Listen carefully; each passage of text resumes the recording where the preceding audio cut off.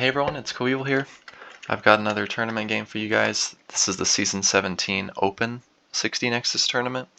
And these open tournaments are sometimes added, after divisional tournaments because we have to wait a while for divisional tournaments to make progress, right? And so we just chuck an open tournament, same setting, with just like mainly best of ones until the grand finals. Just for people to, something for people to do to pass the time.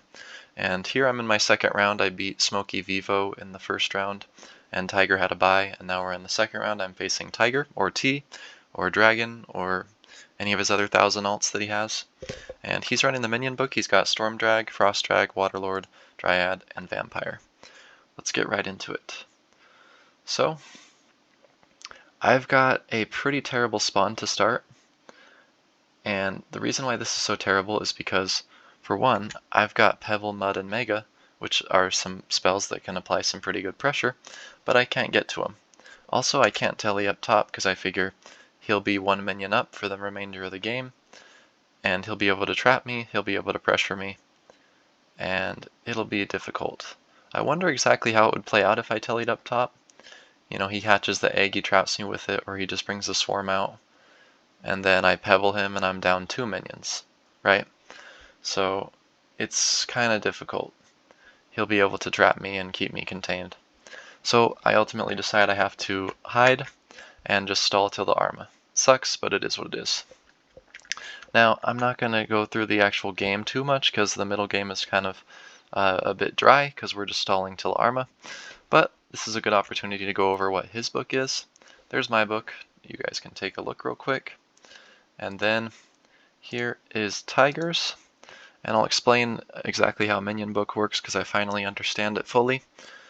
Basically, you take one minion that's level 1, and you can get all the level 1 and level 2 minions from that book. Or if you take 2 spells from any book, don't have to be minions, but 2 spells from any book, then you can get all the minions in that book. The only catch is you have to have 12 minions total. So you can't take 2 spells from a book and then end up with 11 minions. Then you're not going to have the minion book. So here Tiger brings Egg, so he has all the minions in the Arcane book. He has Spirit and Flight, so he has Storm Dragon. He has Sylph and Giant, so he has Frost Dragon. He has Swarm, so he has Swarm and Drain, I guess. So he has Wraith and also a DK. He has Man Trap, so he has Elves, Waterlord, and Brine Goblin, so he has all the minions, plus Waterlord, the level 3, Snowman and Monarch, so he has all the minions, plus the Dryad, Totem and Bank, so he has all the minions in the Blood Book, plus the Vampire, the level 3. So that's how he has 5 level 3s. Might look kind of weird at first glance, but that's how the Minion Book works, and if you count, you'll notice he has 12 minions. And the 4 extra spells that he brought were Gate, Flight, Drain, and Sanctuary. And let me just close Discord for a bit here. Sorry about that, guys. So that's his book. That's how it works.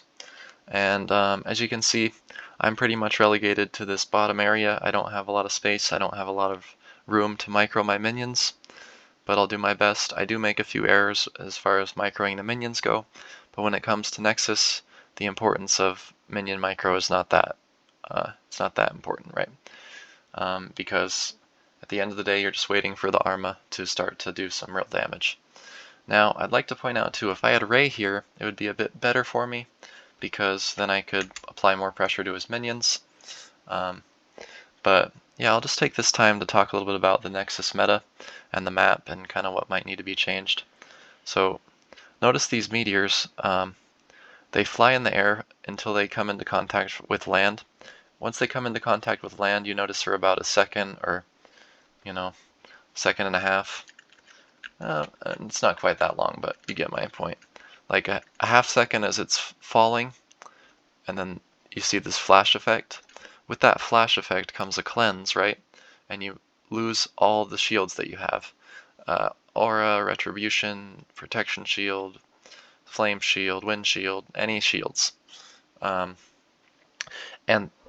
I think the cleanse effect should probably be removed, because the meteor already does a ton of damage, It does more damage if, like, say I was there, like, near the glyph on the right side of the map here, and the meteor exploded, like, right where I was, it would do, like, 80 or 90 damage.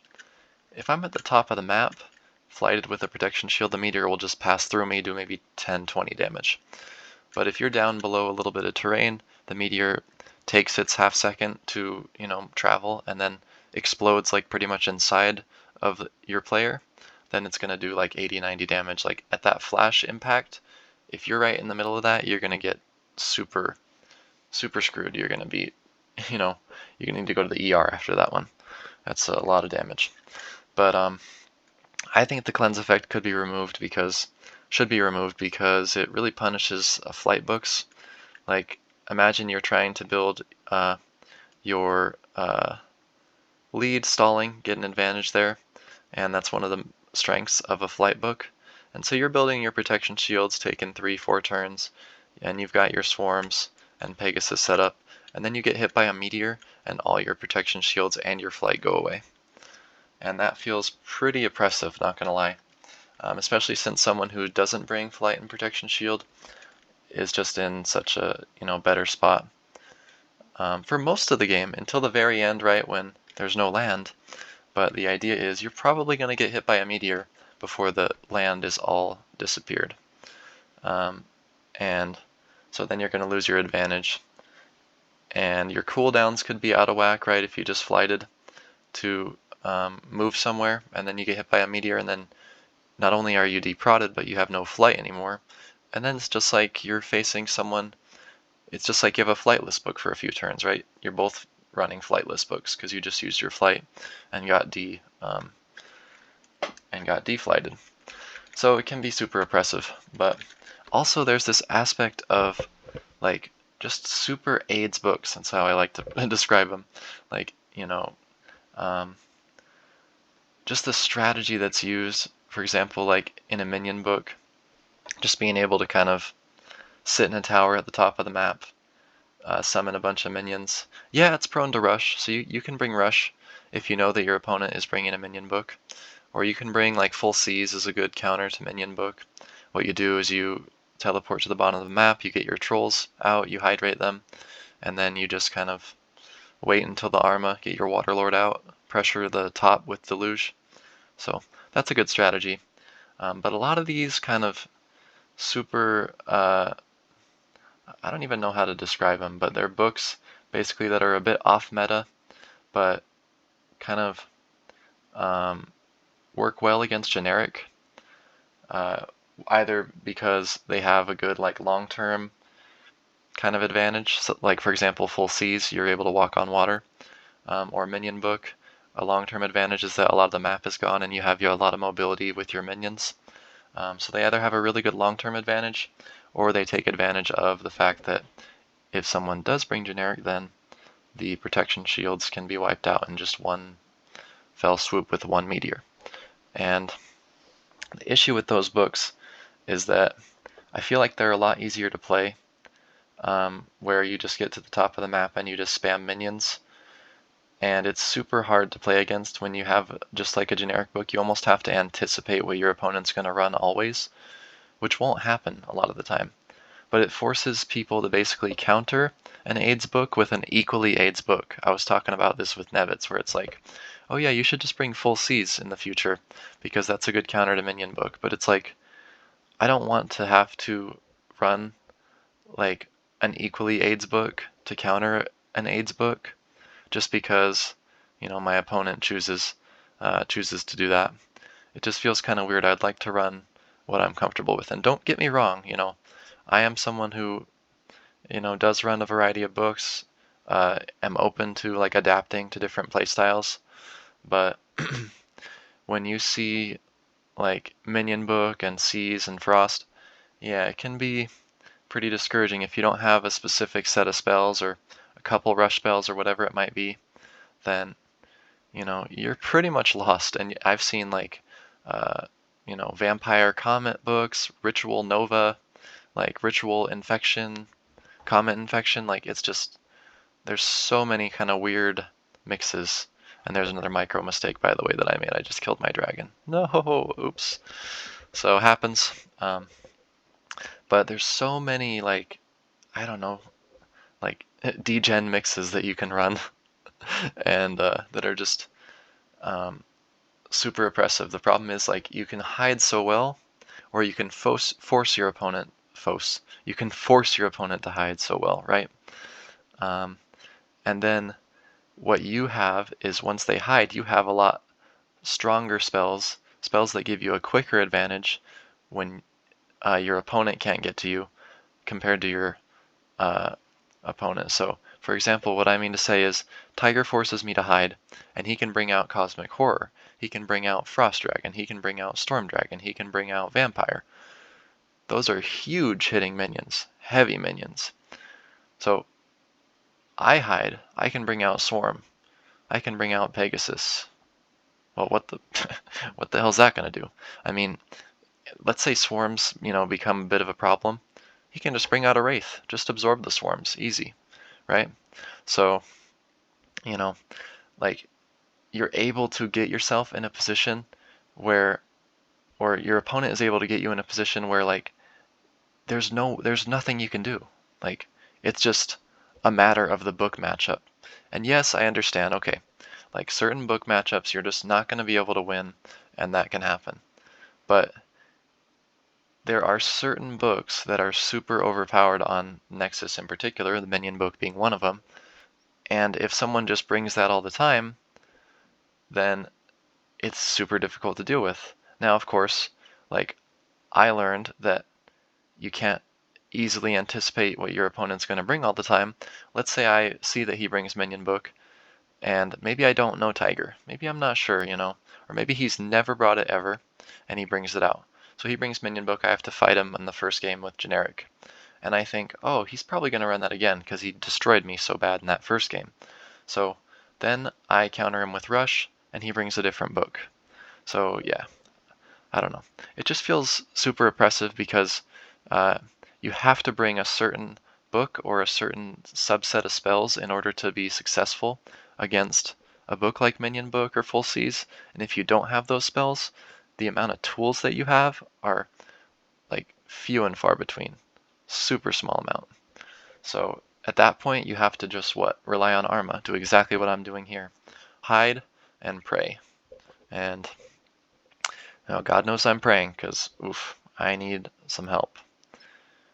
Here, I'm thinking I'm just going to take the horror with the swarms, but I don't know if I have time to get 2 swarms. Oh, excuse me. But I'll try, and if I don't, which I probably won't here, maybe I set it here and then I move the other one, yeah, and I'll probably end up with like 10 seconds. But yeah, still stalling till Arma. Maybe I just decide to, summon a Pegasus or something. I think no, I don't have Pegasus, so I have to go with the Spirit. But yeah, as you can see, like, there's nothing I can do. And I would have had to have, perfect, like, spawn ability to engage with him. He makes a great play here, actually just summoning the Dryad. And maybe my positioning could have been better there. But to be honest, he could have detowered and flighted anywhere to use the Dryad to deprop me. So I really had no escape from that move whatsoever. He would have done it even if I was in a tower, probably. Although that's a bit risky. Maybe I could have towered. But anyway, hard to kind of look back and critique myself in that way in hindsight. I would have had to recognize that, oh, he has the ability to detower and summon a Dryad, and that now would be a good time for him to do it. But yeah, standing over water, probably a poor decision, right? Because at least if I'm not standing over water, he summons Dryad, I lose my prots. I can probably sink him or maybe BFTP him, deflight, and then try to go for a sink. But now he's got the Waterlord out. And the, again, AIDS thing about Waterlord is that, look, he's flighted in it, so I can't even knock him off of it. And look at that. He just opened a little pathway to, that meteor just opened a little pathway to me. So the meteors are kind of screwing with me, and I think, oh, maybe his sanctuary's down, but nope, that was the Dryad that deflighted me. So what can you do? The answer is nothing. And again, I'm not someone who doesn't like to adapt. Adapting is perfectly fine, but this feels a little bit extra oppressive, right? So let's see here. I'm thinking maybe just Pebble. I'm trying to position myself maybe up at that little ledge there, but it doesn't quite work out. I'm scared of a sink. So that could definitely happen, right? But ultimately I'm not able to get up there, so I decide to hopefully position myself okay. I know he doesn't have flash, so that's at least good. And again, just waiting for the Arma to hopefully help me out. But yeah, I mean, it's completely lost. And again, to be at this point in the game and have Waterlord, Frost Dragon, Dryad, I understand, okay. Like, he's got Minion Book, he's got no other spells, no trapping, no flash, no nothing. He's severely limited. However, given my spawn and given this Arma, given the amount of land that's on Nexus, it is just super busted. It's hard to push. And I just got a super unfortunate spawn as well. I've been saying that all game. And so a lot of things kind of didn't go right for me in the end, but still, I feel like I'm effectively stalling. I'm still at 250. I've made it 25 turns. I'm doing basically the best that I can given my situation, which is a terrible situation. So maybe I'm trying to get up here or, somewhere to mud. I guess in hindsight, I didn't have to really worry about a sink. I guess I was worried about the chomp, right? I didn't want his Dryad to come over on the left of me and chomp me. So I tried to position myself to avoid that. But now I can't really, and I have to just mud that dragon. But then here I realize that he has DK, and I'm like, oh no. So at this point, I do have Mega, right? Yeah, so that's probably my only play. Just take him with the Swarm. You want to do as much damage as possible. There's no point in not taking him with the Swarm when you have it available. And then,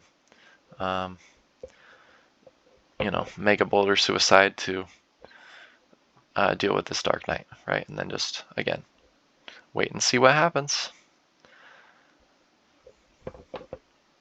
Alright, so I'm at 150 now.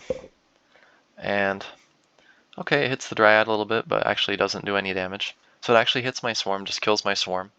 Which again, not getting that best of Arma luck, that good of Arma luck so far.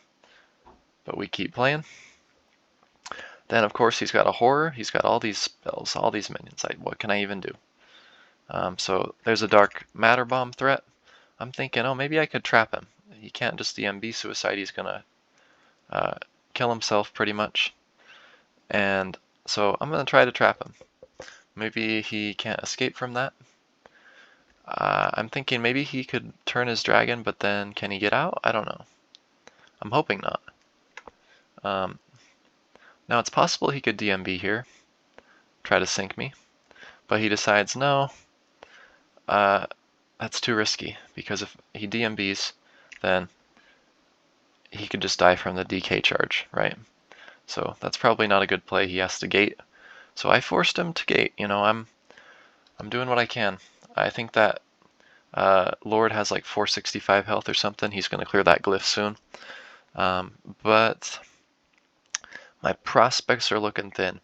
I guess ideally, okay, so I want to kill the Horror because I know that he's going to DMB. Ideally, I can ladder the Dark Knight to his Lord, flight, get on there, jump the Dark Knight over to his Lord and then kill it, and then sink him.